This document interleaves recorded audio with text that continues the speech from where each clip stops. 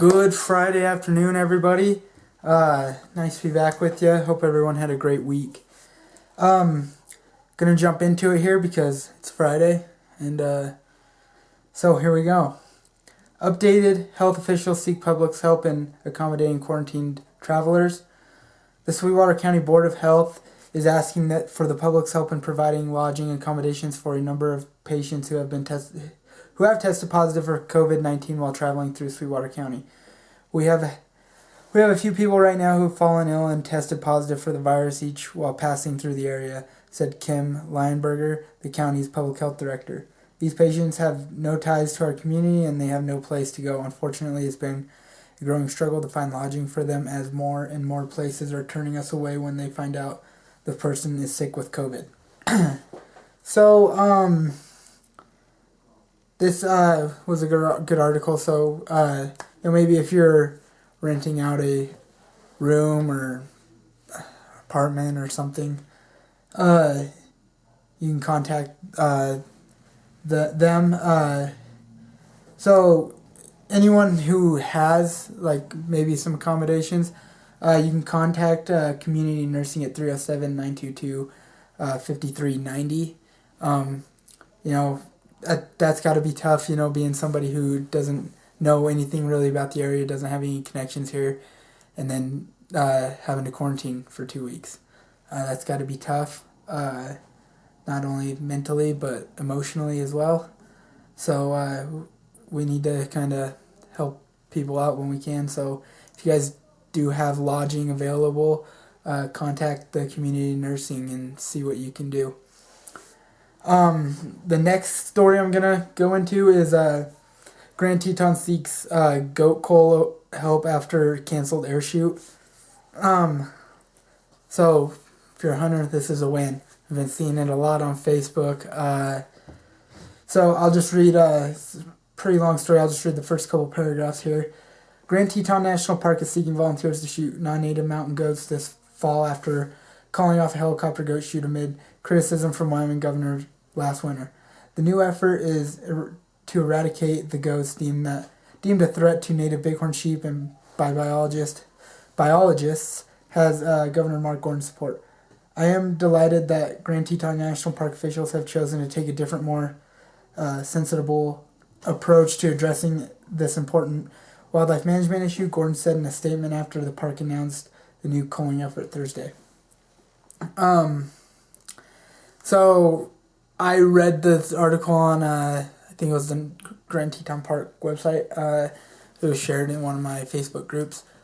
You have to fill out an application and get selected, but you can, I think, if I remember right, you can't take the hide or horns that has to stay in unless you have tribal credentials. But if you guys are interested in maybe looking into this and throwing your name in the hat to potentially be a volunteer to hunt mountain goats, I'm sure you could probably just find it at just Google it, Grand Teton Goat Cull volunteer application. That's what I would Google. So if you guys are interested, you can do that. Sounds like it might be pretty cool. But it's not, and also too, when I was looking at it, each group of people has kind of they call it a designated operating zone. I think there's 6. So, but if you guys are interested in that, go do it. It looks like fun. And if you do it, hope you guys get your name picked. That would be cool. All right, on to some little bit of weekend weather stuff. So there's a red flag warning in effect from noon to 8 p.m. Mountain Standard Time, obviously. This evening, the National Weather Service in Riverton has issued a red flag warning, which is in effect this evening. Impacts of low humidity, hot temperatures, and strong gusts of wind. And they're going to create erratic fire behavior. We know most people know about the Richards Fire out south of Rock Springs there. And I think, we definitely need some rain. I did see the other day that, 30% contained, I think is what they had it at. but that could easily go away if there's some crazy winds and it's still super hot. So hopefully it rains soon, helps those firefighters out, and wish them the best, and hope they stay safe, and thank them for what they're doing. And then, so for just temperatures and stuff this weekend, tomorrow got a high of 87, 0% chance of precipitation. There's going to be winds out of the southwest at 12 miles an hour. And then Sunday is the same, except 16 mile an hour winds out of the west-southwest, and 88 degrees instead of 87. So hope everybody can take advantage of that weekend weather forecast. It's looking pretty good.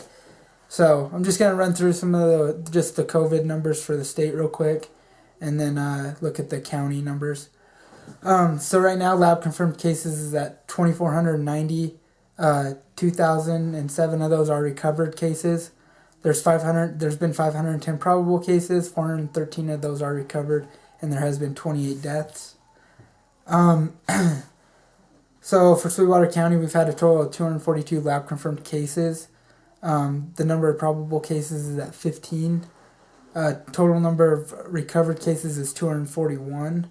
Lab confirmed of those is 227 and 14 probable cases, and we're still at 2 deaths.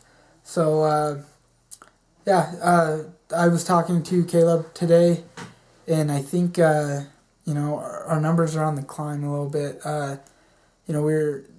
The standard was kind of like every 2% out of all the people you test should it is acceptable for them to test positive for COVID. But now we're hanging out right around maybe like 2.6, 2.7%. Now we're up to 4.6% of the people that have been tested are testing positive for COVID. So not as bad as Nevada.